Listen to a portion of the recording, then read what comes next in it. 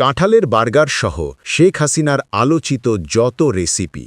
শেখ হাসিনা ক্ষমতায় থাকাকালীন বিভিন্ন সময় নিত্য প্রয়োজনীয় পণ্যের দাম বাড়লে বিকল্প খাদ্যের পরামর্শ দিতেন, যা নিয়ে সামাজিক মাধ্যমে চলত ব্যাপক আলোচনা সমালোচনা। নেটিজেনরা তাকে ব্যঙ্গ করে রেসিপি আপা উপাধিও দেন।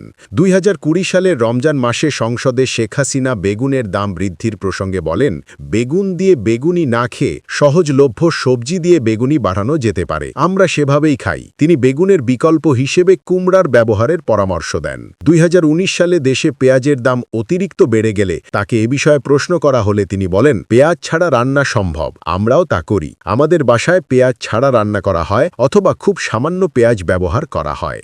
তিনি জনগণকে এ নিয়ে অস্থির না হবার পরামর্শ দেন।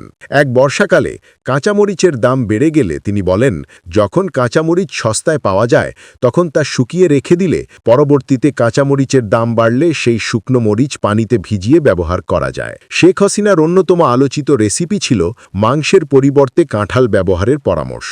মাংসের দাম বেড়ে গেলে তিনি বলেন, কাঁচা কাঁঠাল দিয়ে বার্গার, কাবাব সহ বিভিন্ন পদ তৈরি করা যায়। আমরা বাসায় কাঁঠাল দিয়ে স্বামী কাবাব বানাই। এটি মাংসের একটি ভালো বিকল্প।